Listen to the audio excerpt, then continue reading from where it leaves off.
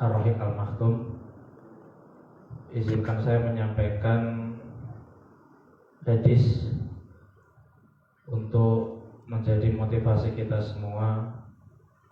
Nabi SAW bersabda, "Wa majtama'a qaumun fi baitin min buyutillahi yatluna kitaballahi wa yatadarasunahu bainahum illa nazalat 'alaihimus sakinatu wa ghasyiyatuhumur rahmah wa haffathumul malaikah wa dzakarahumullahu fi man indahu."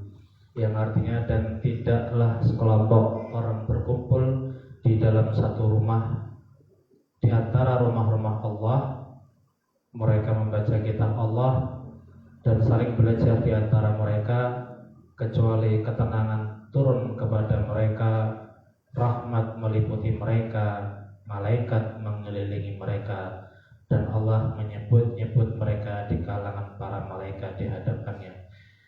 Ini menerangkan tentang betapa luar biasanya keutamaan namanya majelis ilmu. Disebutkan di hadis Nabi Muhammad rawahu Muslim, 4 hal ini: ketenangan turun kepada mereka, rahmat meliputi mereka, malaikat mengelilingi mereka, dan Allah menyebut-nyebut mereka di kalangan para malaikat di hadapannya. Luar biasanya yang namanya majelis ilmu, luar biasa mulianya namanya para penuntut ilmu. Ibnu Qayyim berkata, al-ilmu yahrusu sahibahu wa sahibul mali yahrusu malahu. Yang artinya ilmu akan menjaga pemiliknya, sementara pemilik harta akan menjaga hartanya. Itu luar biasanya perbedaan antara ilmu dengan harta. Mati-matian kita menjaga harta kita, sementara dengan ilmu yang kita miliki itu bisa melindungi kita, bisa menjaga diri kita. Baik, itu sebagai muqaddimah atau pembukaan.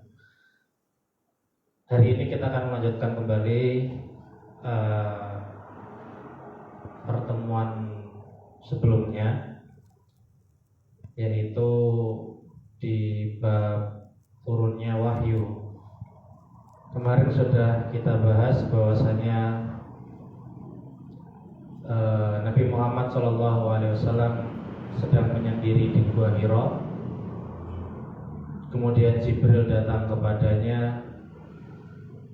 Turunlah wahyu yang pertama di surat Al-Alaq ayat 1 sampai dengan 5. Kemudian beliau pergi ketakutan ke rumahnya karena mengalami peristiwa yang luar biasa. Kemudian ditenangkan oleh istrinya Khadijah, dan setelahnya dibawa menuju saudaranya, yaitu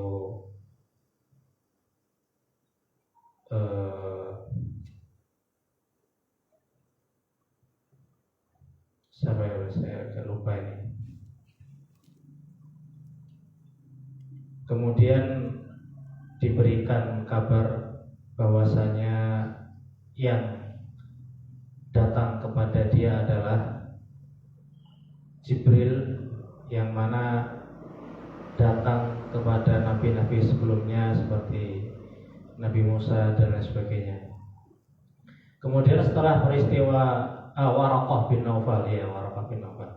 Kemudian setelah turunnya wahyu pertama tadi, ada jeda beberapa hari Nabi tidak mengalami lagi, tidak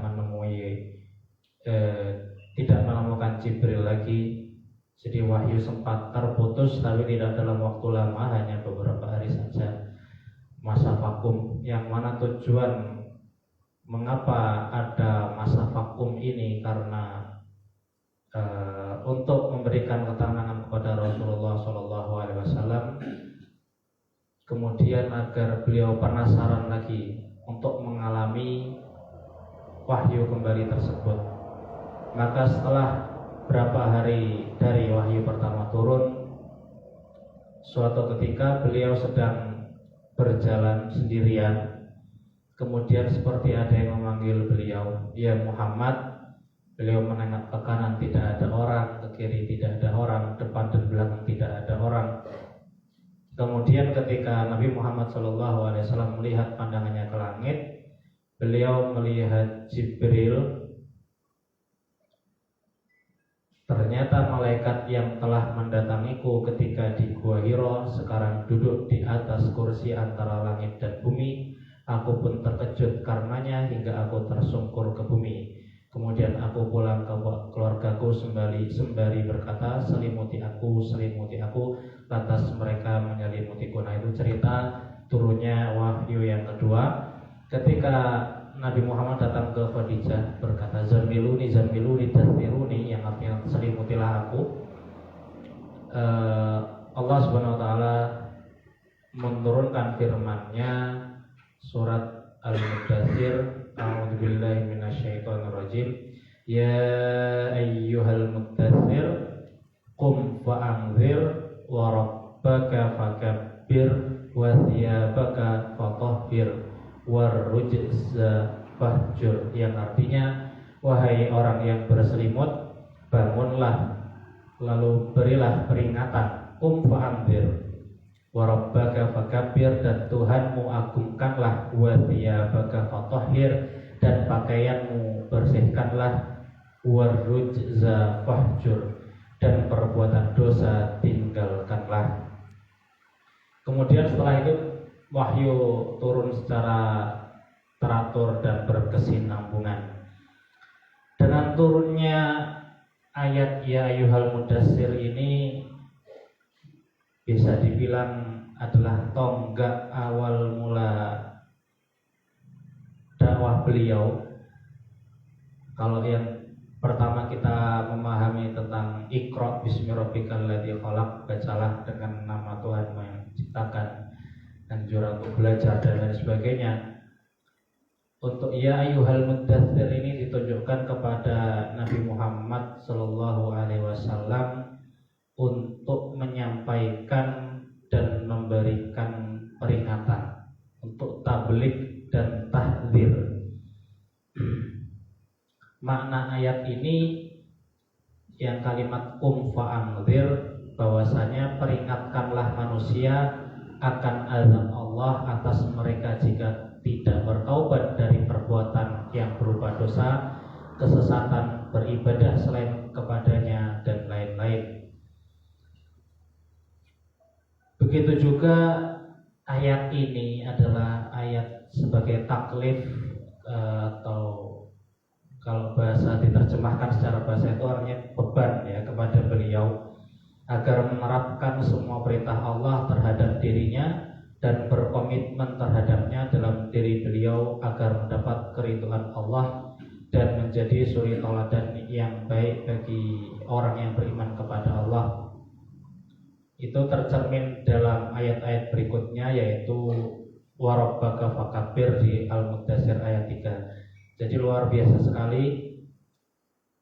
Di ayat kedua fa'anzir, Allah menyuruh kepada Nabi Muhammad untuk menyampaikan risalahnya, untuk memberikan peringatan kepada manusia. Dan di ayat ketiga beliau dituntut juga untuk tidak hanya menyampaikan saja, tapi juga melaksanakan perintah Allah, menjadi suri tauladan yang baik. Jadi bukan hanya asal menyampaikan, asal mengomong saja, tapi betul-betul beliau melaksanakan apa yang beliau ajak, apa yang beliau omongkan. Wasyabaka fatahhir, makna lahiriahnya membersihkan pakaian, membersihkan jasadnya. Tentu dengan membersihkan hati, membersihkan batin dari virus-virus syirik, dari pekerjaan dan akhlak yang hina. Kemudian ayat selanjutnya warujza fahjur, bisa diartikan jauhilah faktor-faktor yang menyebabkan turunnya Allah, jauhilah perbuatan dosa yang menyebabkan Allah murka. Jadi ayat-ayat ini memang pendek, tapi luar biasanya menegaskan bahwasanya ketika Nabi Muhammad diangkat menjadi nabi, Tidak ada lagi waktu untuk berselimut, tidak ada lagi waktu untuk beristirahat. Karena kalau membahas masalah mulia dan kemuliaan, tidak ada lagi yang namanya leha-leha, tidak ada yang namanya istirahat. Ar-rohatu fil jannah, ya istirahat itu ya nanti di surga nanti. Dengan turunnya ya ayyuhal mudaththir, memberi tugas kepada Nabi Muhammad untuk menyampaikan risalah Allah, menyampaikan bahwasanya ya sudah, karena kau sudah menjadi nabi, sudah tidak ada lagi waktu untuk santai-santai, karena urusan yang kau terima ini sangatlah besar.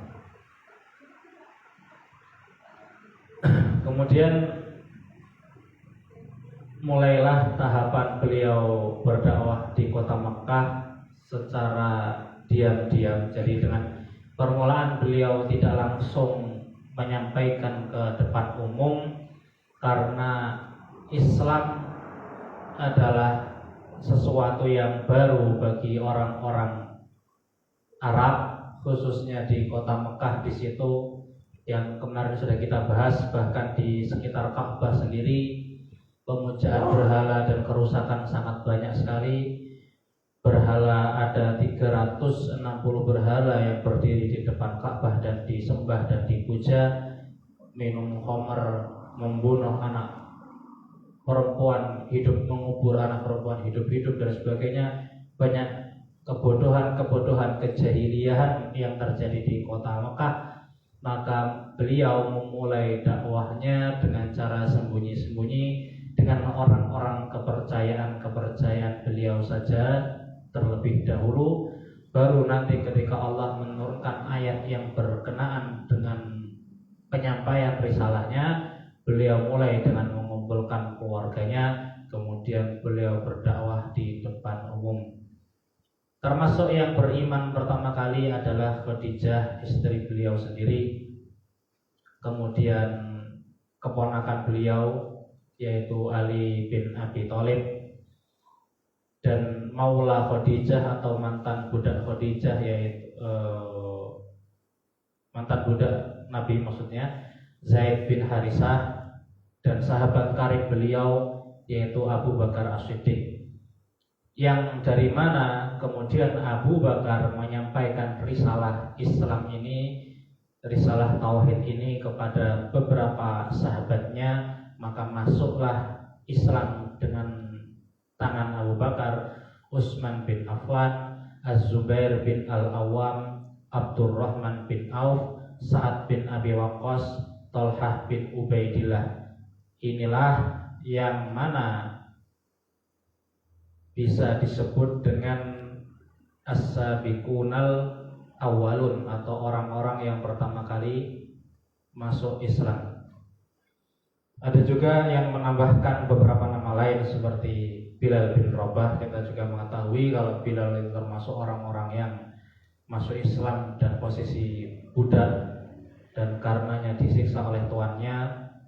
Ada nama-nama seperti Abu Ubaidah, Abu Salamah, Arqam bin Abil Arqam, yang mana nanti rumahnya akan dijadikan, kalau kita bisa mengatakan, sekolahan pertama dalam Islam, yang mana Rasul menyampaikan dakwahnya di sana, di rumahnya Arqam bin Abil Arqam, maka disebut dengan Darul Arqam atau Baitul Arqam.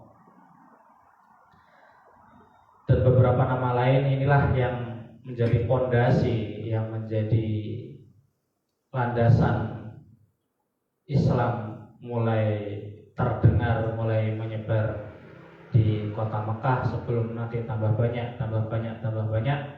Selama masa dakwah di Mekah 3 tahun dakwah secara diam-diam, agar tentunya agar orang tidak langsung kaget dan menolak mentah-mentah. Kemudian 10 tahun dakwah terang-terangan, yang nantinya Allah akan menyuruh nabinya untuk hijrah ke kota Madinah. Ketika itu namanya Yathrib sebelum beliau hijrah. selama 10 tahun. Jadi total dakwah beliau adalah 23 tahun. Turunnya wahyu ada beberapa macam. Menurut buku Ar-Rahiq Al-Maktum, yaitu ada 7 macam cara tentang turunnya wahyu. Yang pertama berupa ar-ru'ya as-shadiqah atau mimpi yang benar, dan nabi-nabi mengalami mimpi yang benar ini. Kedua, berupa sesuatu yang dibisikkan oleh malaikat terhadap jiwa dan hati beliau tanpa dapat beliau lihat, jadi langsung masuk ke dalam hati beliau.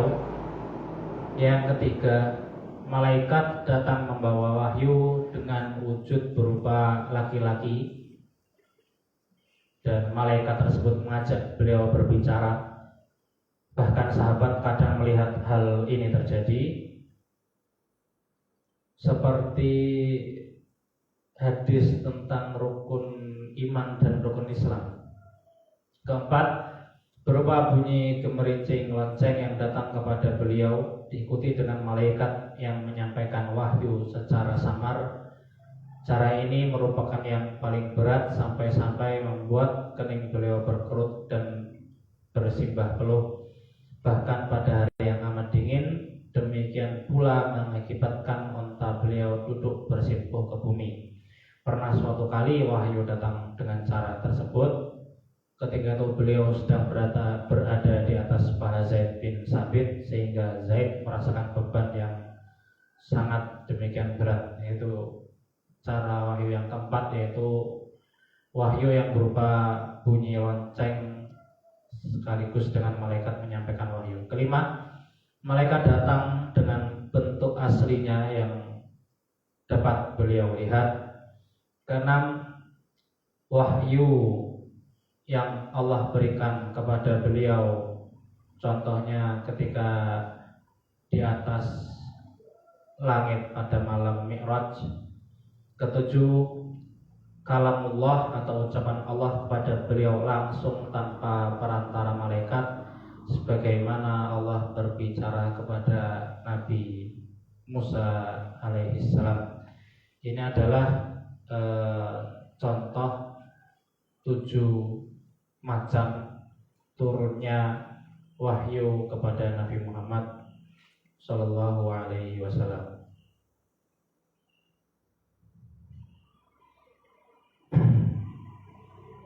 Kembali lagi tentang dakwah secara terang-terangan. Ada yang menanyakan, kemudian setelah mereka berislam, ibadah apa yang mereka laksanakan? Termasuk kaum muslimin ketika itu sudah melaksanakan yang namanya sholat, walaupun belum terjadi ketika itu peristiwa Isra yang mana mewajibkan sholat 5 waktu. Sebelumnya sudah ada ibadah sholat, walaupun ulama berselisih apakah ketika itu diwajibkan atau tidak, ataukah 5 waktu atau tidak. Ada yang berpendapat ketika itu sahabat hanya sholat ketika pagi dan petang, dan ketika itu sholat pun secara sembunyi-sembunyi, karena hal itu amat sangat baru sekali di kalangan orang-orang Mekah, di antara orang-orang Arab. Kemudian jarak waktu 3 tahun dan kaum muslimin bertambah dari hanya beberapa as-sabiqun al-awwalun, mulai banyak. Kemudian turun wahyu selanjutnya, surat Asy-Syu'ara ayat 214 yang berbunyi wa anzir asyiratakal aqrabin, yang artinya dan berilah peringatan kepada keluargamu yang terdekat. Dan ketika itu sudah berjalan 3 tahun dari pengangkatan beliau jadi nabi. Turunnya ayat ini sebagai permulaan fase berikutnya, yaitu fase dakwah yang lebih global, yang lebih menyeluruh, yang sebelumnya hanya sebagian orang saja dan yang muslim sudah banyak. Maka turunlah ayat ini, wa anzir ashiratakal aqrabin. Dengan turunnya ayat ini, maka Nabi Muhammad mengumpulkan beberapa kerabat dekatnya terlebih dahulu, dan beliau menyampaikan yang namanya risalah Islam. Setelah turunnya ayat tersebut, Rasulullah SAW mengundang para kerabat terdekatnya Bani Hashim. Mereka pun datang memenuhi undangan itu, disertai beberapa orang dari Bani Al-Muttalib bin Abdi Manaf. Mereka berjumlah 45 laki-laki. Namun tak kala Rasulullah SAW berbicara, tiba-tiba Abu Lahab memotongnya, berkata, mereka itu adalah pamanmu dan para sepupumu. Bicaralah dan tinggalkanlah menganut agama baru. Ketahuilah bahwa kaummu tidak akan mampu melawan seluruh bangsa Arab. Aku adalah orang yang paling pantas mencegahmu. Cukuplah bagimu suku-suku dari pihak bapakmu. Bagi mereka, jika engkau bersikeras melakukan apa yang engkau lakukan sekarang, akan lebih mudah ketimbang bila seluruh marga Quraisy bersama Arab bergerak memusuhimu. Aku tidak pernah melihat ada orang yang membawa kepada suku-suku dari pihak bapaknya sesuatu yang lebih jelek dari apa yang engkau bawa ini. Ini karena 3 tahun dakwah secara diam-diam, pastinya sudah ada yang memergoki dan ada yang mengetahui munculnya agama baru. Salah satunya adalah Abu Lahab. Sebelum beliau berbicara sudah diancam oleh pamannya sendiri bahwasanya jangan meneruskan agama ini, sudah tinggalkan saja, nggak usah engkau sampaikan dakwahmu ini. Kemudian sekali lagi beliau SAW mengundang mereka lagi, karena ketika pertemuan awal dicegah oleh Abu Lahab, kemudian beliau mengundang lagi. Kemudian beliau berkata, alhamdulillah, aku memujinya, meminta pertolongan, beriman serta bertawakal kepadanya.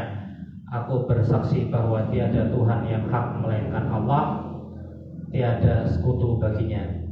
Lanjut beliau berkata, sesungguhnya seseorang pemimpin tidak mungkin membohongi keluarganya sendiri. Demi Allah yang tiada Tuhan selainnya, sesungguhnya aku adalah utusan Allah yang datang kepada kalian secara khusus dan kepada manusia secara umum. Demi Allah, sesungguhnya kalian akan mati sebagaimana kalian tidur, dan kalian akan dibangkitkan sebagaimana kalian bangun dari tidur. Sesungguhnya kalian akan dihisab atau dimintai pertanggungjawaban terhadap apa yang kalian lakukan. Sesungguhnya yang ada hanya surga yang abadi atau neraka yang kekal.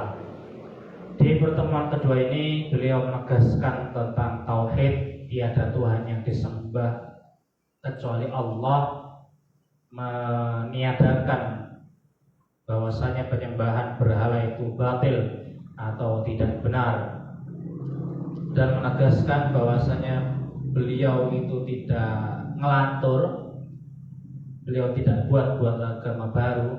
Beliau adalah utusan Tuhan, utusan Allah yang secara khusus diutus kepada orang-orang Arab dan secara umum diutus kepada seluruh manusia, dan menyampaikan tentang adanya alam akhirat, tentang surga maupun neraka. Kemudian Abu Thalib berkomentar, alangkah senangnya kami membantumu, menerima nasihatmu, dan sangat membenarkan kata-katamu. Mereka yang merupakan suku-suku dari pihak bapakmu telah berkumpul. Sesungguhnya aku hanyalah salah satu dari mereka, namun aku adalah orang yang paling cepat merespek apa yang kau inginkan. Oleh karena itu, teruskan apa yang telah diperintahkan kepadamu. Demi Allah, aku akan senantiasa melindungimu dan membelamu. Hanya saja diriku tidak memberikan cukup keberanian kepadaku untuk berpisah dengan agama Abdul Muthalib. Ketika itu Abu Lahab berkata, demi Allah, ini benar-benar merupakan aib yang besar. Ayo cegahlah dia sebelum orang lain yang turun tangan mencegahnya. Dijawab lagi oleh Abu Thalib, demi Allah, sungguh selama kami masih hidup kami akan membelanya. Di situ paman Nabi Muhammad SAW sekaligus ayahnya Ali, yaitu Abu Thalib, langsung membela, mengakui apa yang beliau benarkan. Namun sayangnya ketika itu memang Abu Thalib tidak memberanikan diri, belum mau masuk Islam, tapi beliau mau melindungi Rasulullah SAW, dan bisa dibilang jaminan dari Abu Thalib ini lumayan berpengaruh karena beliau termasuk tokoh dan pembesar suku Quraisy. Walaupun pamannya yang lain Abu Lahab yang paling kencang untuk ingin menghancurkan dakwah, disanggahnya bahwasanya dia mau menghentikan dakwah ini, tapi Abu Thalib berkata, selama kami masih hidup kami akan membelanya. Jadi di kalangan Nabi, keluarga Nabi, yang mana orang-orang Quraisy dan pembesar-pembesar Quraisy yang bukan hanya dihormati di kota Mekah tapi dihormati di seluruh Arab, itu ada paman-paman beliau yang membela beliau dan ada yang ingin menghancurkan dakwah beliau. Kemudian selanjutnya beliau menuju ke Bukit Sofa untuk dakwah secara umum terhadap orang-orang Mekah secara umum, karena sebelumnya beliau sudah selesai dari tahap mengumpulkan keluarga. Akhirnya beliau mengumpulkan orang umum semuanya, yang bukan hanya keluarga beliau tapi seluruh penduduk kota Mekah, untuk menegaskan tentang tauhid, menegaskan tentang pengesaan Tuhan. Mungkin cukup sekian pertemuan kali ini. Nanti kita sambung di peristiwa dakwah umum di atas Bukit Sofa. Semoga pertemuan kali ini bisa jadi ilmu yang manfaat bagi kita. Semoga menjadi berkah bagi kita semua. Kafani bihada. Assalamualaikum warahmatullahi wabarakatuh.